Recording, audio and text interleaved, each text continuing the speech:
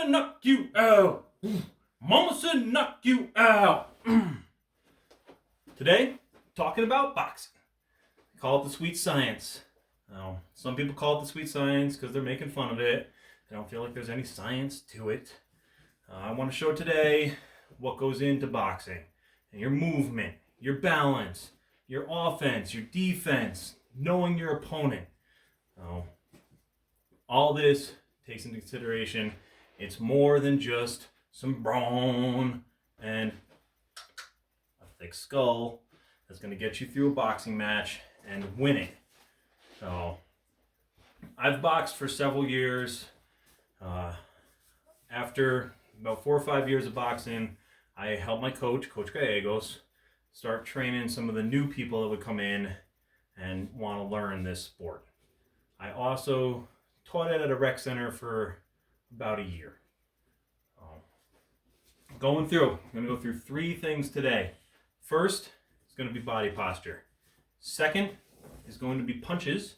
And third, we're going to put those 2 things together to make combinations. So, going through the first thing, body posture.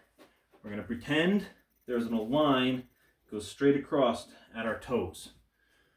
What we want to do is take, if you're right-handed, I'm right-handed, take your right foot, move it back about a foot. And I keep my feet shoulder width apart, move that foot off that line about a foot, and then turn my toes 45 to the line. It's going to bring my lead shoulder facing my opponent. I want to keep the weight on the balls of my feet and a little bit further on the front rather than the back. Knees bent, good balance, movement, hands up to cover that face. Now slip some punches. Slipping punches that come straight at us. Slip, slip. Punch comes by us this way.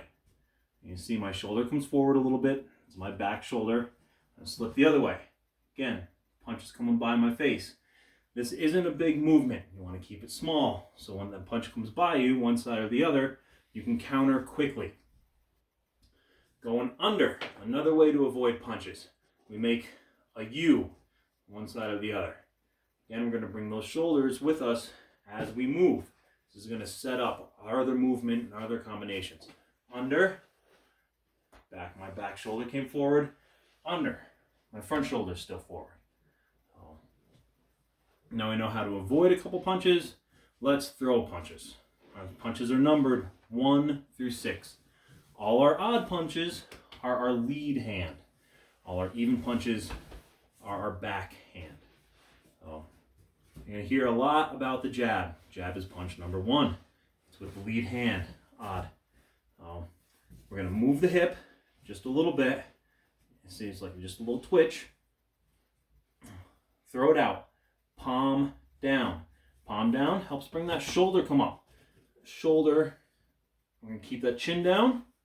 Not into our chest so we can't see what we're doing. But we're looking forward still. But our chin is just tucked a little bit underneath. So if we do get countered, hopefully the counter comes, hits our shoulder, and glances off. And we don't get caught in the chin. Everybody knows, Glass Joe, you get caught in the chin. Whoop, whoop, whoop, whoop, whoop, whoop, whoop. Down you go. Jab. Palm down, shoulder up, hip just a little bit. I'm making this sound. That way also I tighten my stomach up. And that sound's going to remind me. Tighten the stomach. Backside, number 2. This is a power punch. We're going to present these hips forward. We're going to move on the ball of that foot. So the ball moves forward too. We want to stay grounded. Our power comes from the ground on all our punches. Again, making that noise. Palm down, shoulder up, hips through, stay grounded. Back. Number 3, frontside hook. Frontside hook, we just bring this out, make everything parallel, and it's about even between our shoulders and our chest. Through this, we're going to pretend we have sock feet on a slippery floor. We're going to move that front foot on the ball. Move it. And here we go. That's number 3. Number 4 is a backside uppercut. Backside uppercut. Again, we're going to bend down just a little bit. And just like moving our feet on number 2, we want to do this forward. Move the ball of your foot, hips. We're going to drop that hand a little bit and bring it up. Now, number 5. Number 5 is going to be the front side uppercut. Front side uppercut, again, we're going to drop it down a little bit. This is going to be a quick uppercut. Not going to be as much power as that backside. Again, we're moving our hips just a little bit like punch number 1 on the jab. It's just a little movement. It's not that hook movement. Number 6. Number 6 you're not going to see a lot. It looks like a haymaker. It's a backside hook. And you're not going to see it a lot because when you do it, you leave yourself exposed. There's a lot of surface area about here and your face that an opponent can hit as you're coming around. And it's also slower than all the other punches.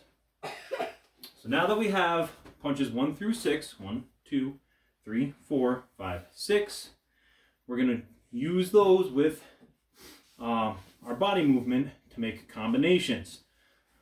Start 1, 1, 2. Jab, jab, cross. Now we're going to go into 1, 2, 3.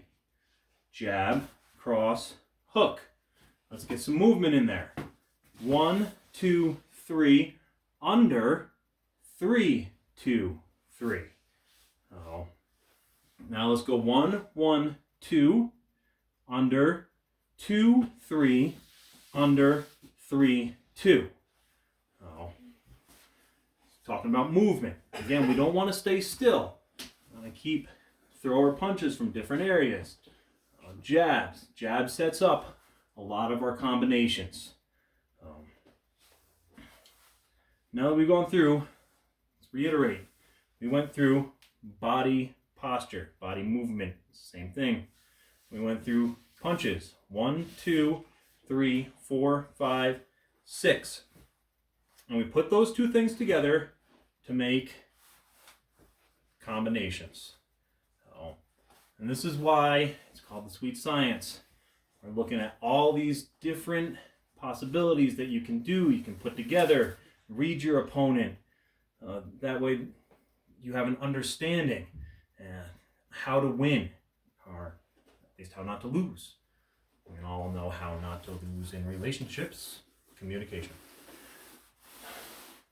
And we'll take all this stuff, the movement, the punches, the combinations, and you can use those even if you're past your prime or might not be in fighting shape anymore.